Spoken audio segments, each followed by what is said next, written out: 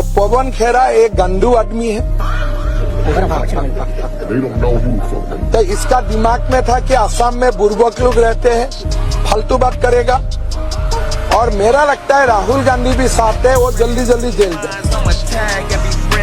हम जब अभी एफआईआर डालूंगा, सारा तो सीज फॉल्स निकालेगा, उनको तो जेल जाना पड़ेगा। मेरा लगता है राहुल गांधी ने कॉन्स्पिरेसी करके पवन खेरा का फाइनली चैप्टर क्लोज कर दिया। इस बयान को सुनने के बाद में मुझे लगता है कि और कुछ सुनना या सुनाना बाकी नहीं रह जाता। मुख्यमंत्री हैं एक सूबे के और असम के, और अपने विरोधी दल के नेता को ये मीडिया में गाली दे रहे हैं, गांडू कह रहे हैं। मुझे कहने में इसलिए नहीं है कि जब एक मुख्यमंत्री कह सकता है तो मैं तो कह ही सकता हूं कि भाई ये कह रहे हैं। मतलब आप देखिए कि ये किस तरीके से गाली गलौज के ऊपर उतर आए। मुझे नहीं लगता कि यहां पर ये कहने की जरूरत है। आपके पास में शब्दों की ऐसी वोकैबुलरी होनी चाहिए कि आप अगर मान लो किसी का विरोध कर रहे हो, अगर किसी के लिए बुरा भला कह रहे हो, तो आप एक संयमित भाषा के अंदर, एक संस्कारी भाषा के अंदर उसको ये कह सकते हो। आपने गांडू कहा, इससे उसका तो पता नहीं, लेकिन आपके संस्कारों का पता चल गया कि आप में कितने संस्कार है, कितने। एक मैंने कहा ना कि एक सूबे का मुख्यमंत्री, अगर एक सूबे का मुख्यमंत्री उसको गाली देने में, मीडिया में गाली देने में कोई हर्ज नहीं है, तो फिर आने वाले चुनाव या आने वाले उसमें क्या होगा, मंचों से मुझे लगता है कि माँ बहन की गालियां दी जाएंगी, और वो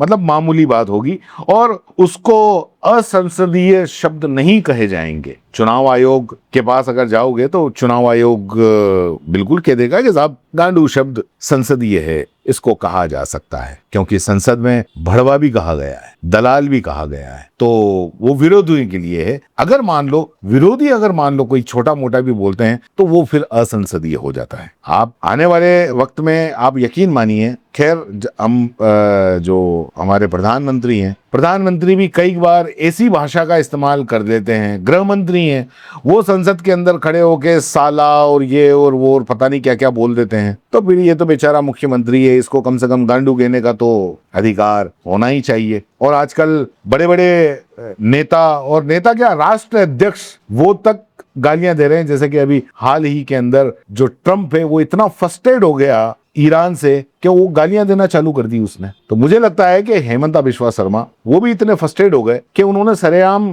पवन खेड़ा को गालियां देना शुरू कर दी। पेल दूंगा, वो गांडू है। मतलब क्या आप कहना चाह रहे हैं, आप क्या बताना चाह रहे हैं, आप देश की जनता को क्या दे रहे हैं? खैर, आप देश की जनता को क्या दे रहे हैं? नफरत दे रहे हैं, और नफरत बहुत अच्छे से देश की जनता ले भी रही है, और उसी पे आपको वोट दे भी रही है। तो इसमें आपका दोष भी नहीं है, क्योंकि देश की जनता जो पसंद करेगी वो आप देंगे। विकास देश की जनता को पसंद नहीं है तो आपका बनता भी नहीं है कि आप विकास दें। हाँ, नफरत देश की जनता को पसंद है, इसलिए आप भरपूर नफरत दे रहे हैं। आप आए दिन मुसलमानों को गालियां देते हैं, मुसलमानों को मियाँ मुसलमान, ये वो फलाना ढिमाका आप वो कहते हैं। आप अपने विरोधियों को अब तो यहां तक आ गए, बस एक थोड़ा सा जो माँ बहन की गाली होती है वो कहना बाकी रह गया, वो भी आप बोल देंगे। तो हमारे जो प्रधानमंत्री हैं, बहुत अच्छी बात है, ऐसे मुख्यमंत्री के लिए प्रचार करने के लिए आए। लेकिन खैर, अब बीजेपी पार्टी के लिए तो कहने की जरूरत नहीं है कि जो जितना ज्यादा गंदा बोलेगा, जो जितनी ज्यादा नफरत फैलाएगा, वो उसका कद उतना ज्यादा बढ़ेगा। इसलिए शायद फ्लो में तो नहीं कह सकते कि साहब